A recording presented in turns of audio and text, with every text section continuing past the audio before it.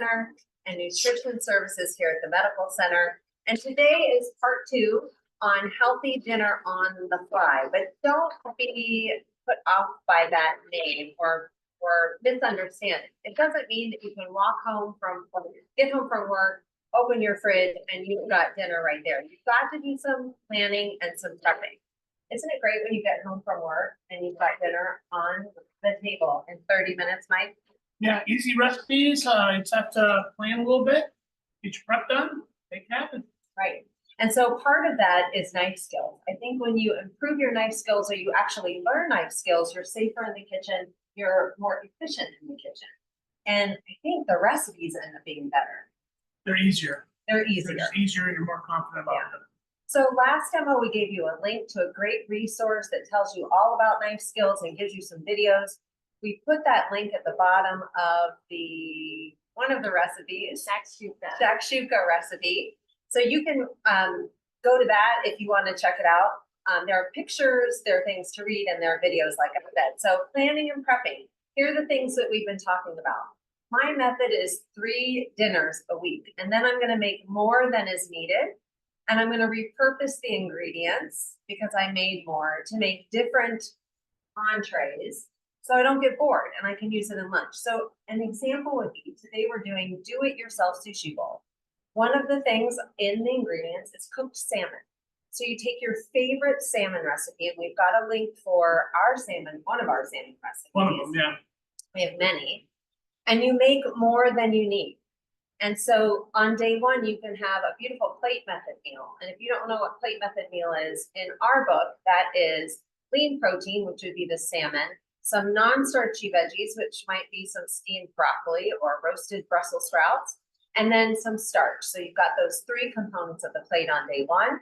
Day 2, you repurpose that salmon and you use it in the do-it-yourself sushi bowl. If you have even more salmon, you can make things like salmon burgers, salmon croquettes. You can flake apart that salmon into chunks and maybe dip it into remoulade or ranch for a nice high protein snack.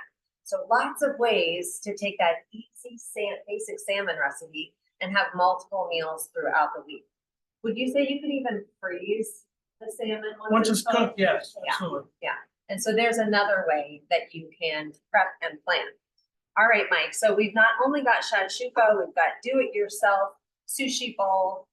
And I'm sure that as soon as people heard sushi, they were thinking rice, rice, rice. Blood sugar shoots up with rice. There are ways to eat rice, so we can control the portion of rice that we eat. We can combine it in a plate method meal. So we're getting that starch or that carbohydrate with protein and fat. But we can also think about resistant starch. Have you heard of that? We're going to talk about that when we get to this recipe and how resistant starch can help maybe lower that post-meal blood sugar. All right, so Mike, you're going to get started with a shakshuka. Say that 3 times fast. And this is actually the definition of that. I walked in the door, I had all the ingredients, and I made this thing in 30 minutes. Yeah, this is a really easy one. So quick and easy. Grab all of your mise en place, just throw it on the table. We can throw this together very last minute, and we're going to get it going with a warm saute pan. And then we're going to start with some sauteed onions. So our knife skills, just chopping some onions really quick. I have some already done, and we're going to do a little bit of olive oil in the pan to start sauteing our onions. I'm just curious, like, we're talking about knife skills, and you're looking like you're about to cut your hand. So we're going to start by sauteing our onions in our olive oil. And just for a moment,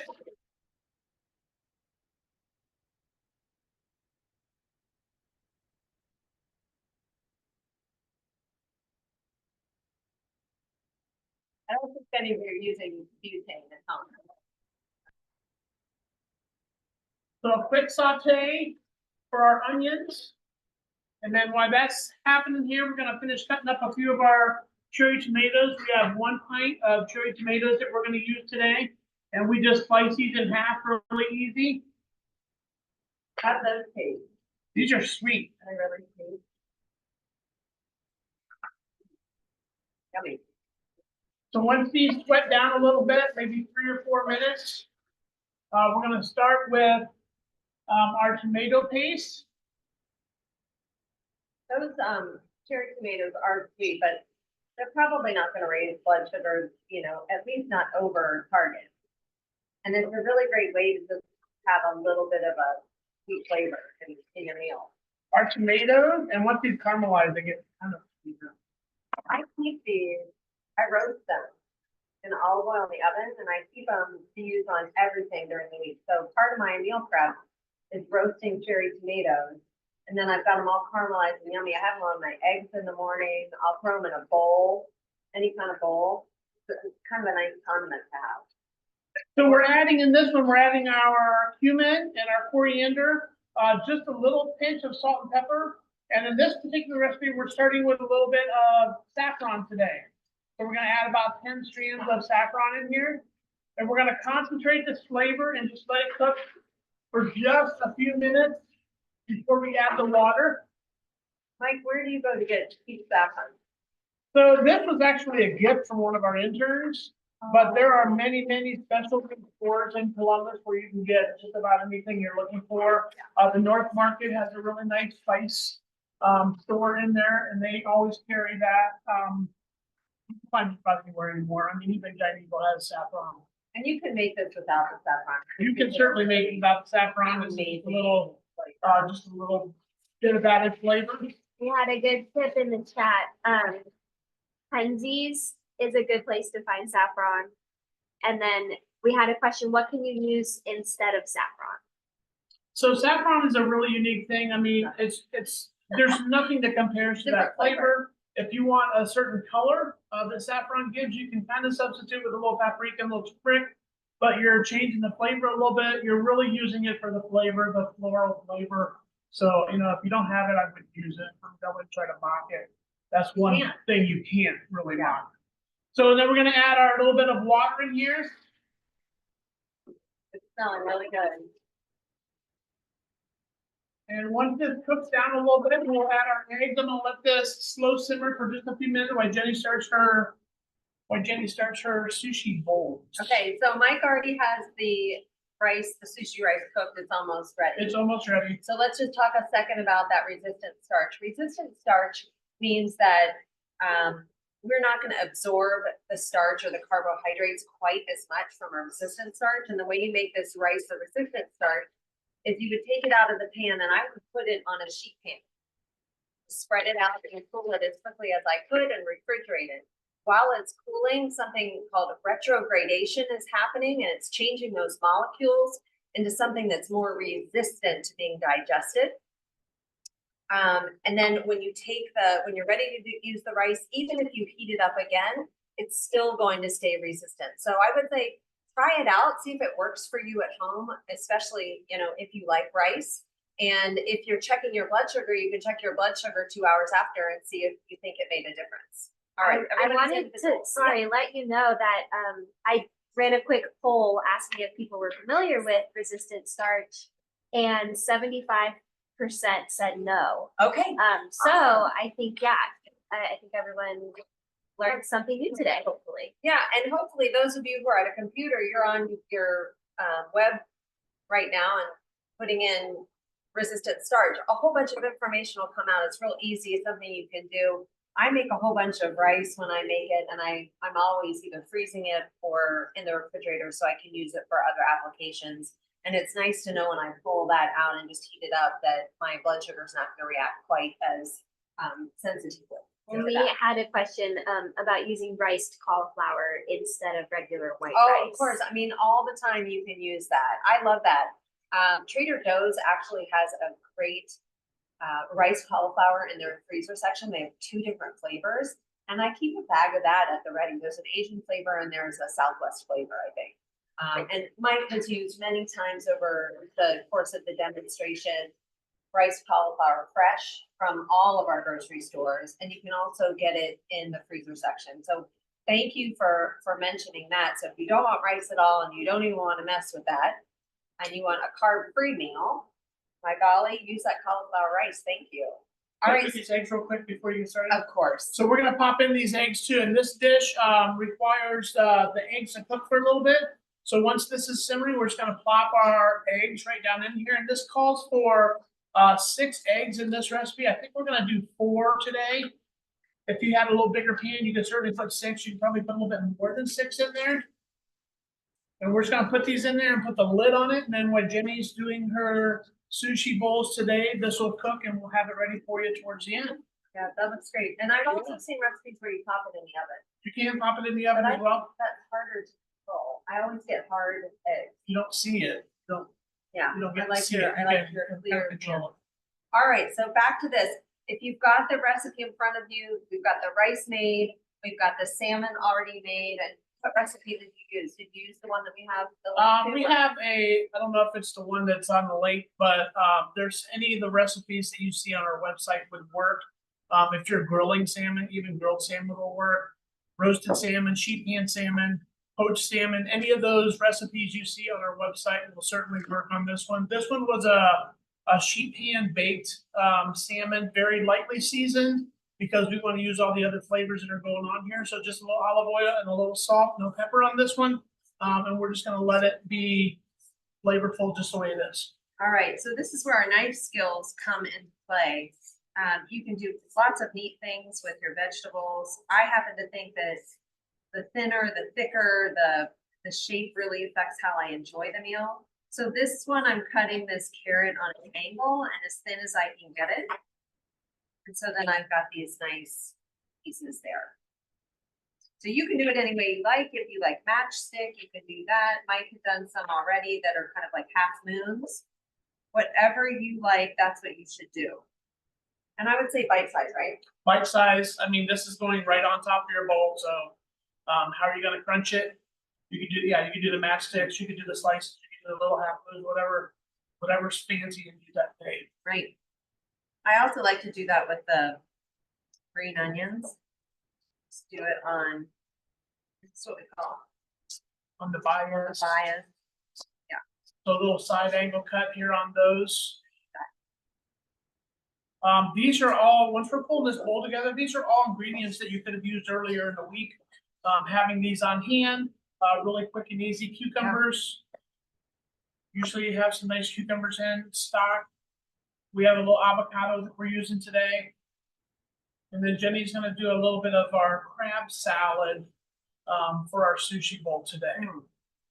The great thing about prepping non-starchies, you can just eat them as you go. It doesn't matter. All right, so we've got that now. A lot of this you can do ahead of time. You can wash, dry and cut your carrots, your green onions, your cucumber. Got to save the avocado till last. Till last, yeah. And like you said, you could have all this done. But tonight you go home and gosh, all you have to do is crack open that avocado. Pop some rice on the stove or in the rice cooker.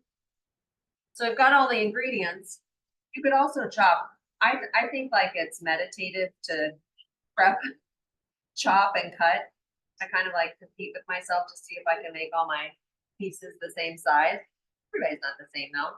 Okay, so we got everything ready to go to assemble. Are we gonna put the sriracha in the mayo? So the sriracha, the crab, and the mayo all go together in this recipe. Okay, We're doing a little crab salad with the sriracha mayo. Yep. And then you can start building bowls and let you see how you can build your own. It's really nice. We have a lot of other ingredients sitting out here too. And I don't know if you can show this, Cam. So it's always nice to have a little DIY bar condiments here. This is stuff you can just pull out of the cabinet. You know, of course, the wasabi in the tube, if people like a little wasabi on there. We happen to have some little packets of soy sauce. If you collect these from the Chinese meals that you get, you just like have them in your drawer. A lot of people do. They're great to set out for this purpose. We have some little seaweed sheets, and these are just the nori sheets that are just cut up a little bit, or you could tear them up however you want to put those, but it gives it that sushi flavor if you like that flavor on there. sesame seeds. Sesame seeds, we have a little bit of everything bagel mix here, but you can certainly use just sesame seeds as well. And then our pickled ginger, our traditional stuff. And then we also have a little seaweed salad today that goes on this recipe that you can get at most sushi places like Kroger's, Giant Eagle that sell the sushi out there. They always have it. out there for you guys to grab. All right, so we've got the rice and maybe you made it and cooled it and it's in your fridge, you've got it ready to go. We've got all the veggies, we've got the protein, and we have this nice crab salad. We're ready to assemble. Make a You bowl. can really do it any way you want to. What I'm gonna do is if I were at home, instead of using this spoon, I would be using a 1/3 cup measure. Because a 1/3 cup measure would be considered a serving of rice. That doesn't mean that one serving is the only thing healthy for you. It just means that it's a way to count carbohydrates or servings. There's about 15 grams of carbs in a 1/3 cup of sushi rice. And when we say sushi rice, let's be clear. Sometimes people think that that's seasoned sushi rice. So it's got the sugar and the rice wine vinegar. That's not this. This is just water and rice, maybe some salt. But when you are making sushi rice, you can certainly do that as well too. But this is our little play on that, just plain rice. And this has so many great toppings on here. You only need a little bit of rice to make this a super, super enjoyable bowl. Oh. Just really flake it up, flaky. it's fine, yeah. I was gonna say. Colorful, so we have some nice You got the carrots on rainbow. there, You could do some purple cabbage, you know, or some whatever you want. napa, or some bok choy, any of that stuff would work great on this recipe. So some really nice fat with this avocado, really nice fat with the salmon. This looks good. This looks so good. Put all of the fat on there. And I think, if I did this at home, I might not make the crab salad. I might put that Keep it separate. like in a squeezy bottle. Yeah, And keep the crab separate and then like drizzle over. Like I'm thinking about the Kewpie mayo. the bang bang sauce. Kewpie Yeah. mayo and then drizzle sriracha like I wanted, but lots of different ways to do it. If you follow the recipe, then you can count on the nutrition that's there. And of course, those carbs are gonna be affected really only by the rice, the amount of rice you put in. So this can be a very high carb meal, or it can be a moderate or none. Because as one of our viewers said, let's use cauliflower rice. That's a great idea. So there's the sushi bowl. Yeah, you How- can, so finishing up the Egg sandwich. shakshuka, our eggs are looking fantastic, and we're gonna finish this dish by just topping it off with some garnish. And so we're gonna do some Oh, they're perfect. some green onions on here. Some little green onions. We were talking too much. Yeah, we Should've got were. them out. It looks like they're runny. We have some green onions and a little bit of feta that we're gonna sprinkle around on here. I don't know, I think they're like over easy, maybe. And look at that, it's 12:20. Oh my If gosh. I'm seeing it right. And that then means- our, In 20 minutes, we made two meals. And you can do this, even though we kind of speed things up and Mike is a magician. All of this could have been prepped by you over the weekend or one night or whatever, and then you'd be ready to go. And you can see we've got enough rice here to cool, to use for something else, for several meals to make. I love looking in the fridge and seeing grain, proteins, non-starchy veggies that are ready to go. And I just grab my Tupperware, like if I'm going to the office, and I throw things in. And I've got this beautiful bowl, and don't forget the condiments. Ooh, look how pretty that presentation is. That looks really nice, Mike. And a little, well, I want to put this beside it. This seaweed salad is gorgeous. A little bit of that. you just crossed too many cultures, I think, right there. Oh, look at this. I want to put, this is what I want to do. I'm gonna rip that And it's up. great to make this and just set it out and let people build their own bowls. People love that. A sushi bowl bar, a bowl bar. Bowl bar. Oh, that's what I'm gonna do. Is this everything seasoning? It's everything bagel seasoning. I love that. Yeah. That looks amazing. Oh, and look. Woo. All right, some ginger. Put that right on top.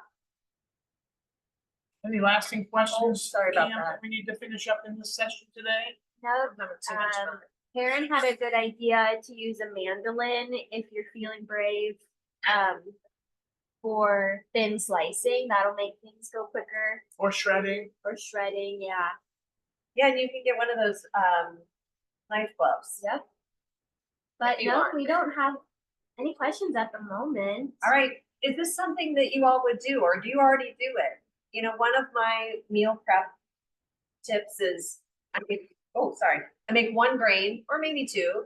I love red quinoa and keep that in the fridge.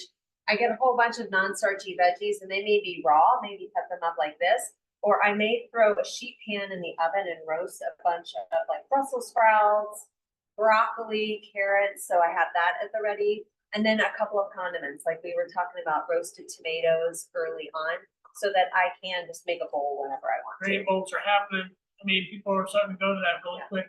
Yeah. Throw together kind of meal using leftovers. And why reinvent the wheel? Every week, if meal prep just like wraps your brain, start keeping track of recipes that you like maybe. My current plan or my current strategy is that I like paper copy. So I print off a copy. That way I can write my notes because I'm always changing things or making notes the next time I want to do this. I might write, everyone loved it. This is a keeper. My phrase is tried and true. If that thing is tried and true, then it's going to make it from my little clip binder in the kitchen to my forever binder. And so when I want to do meal prep, or I feel like, what in the heck am I going to make? I do this for a living and I feel like, meal prepping. Then I just remember I got to go to my binder, flip through, get some inspiration. Make it easy. Make it easy. Oh, and the last thing I wanted to mention was AI. Use AI. If you did meal prep and you open up your fridge and you have 4 ingredients, say, you know, what can I make out of these 4 ingredients and list them. You will get some great answers from AI. So try that out if you haven't already. All right, Mike.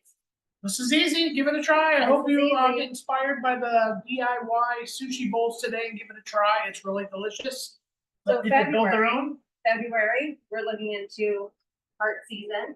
It's Heart Health Month. We're going to talk a little bit about how your heart health impacts your diabetes and vice versa. We've got some great recipes coming up for you. I think we've got soup and just some yummy, like, get us through the winter type recipes. We've got some great stuff coming up. We do. So join us the second week in February. And if you make anything, send us drop us a line. Send us some pictures. We'd love to see them. Good luck.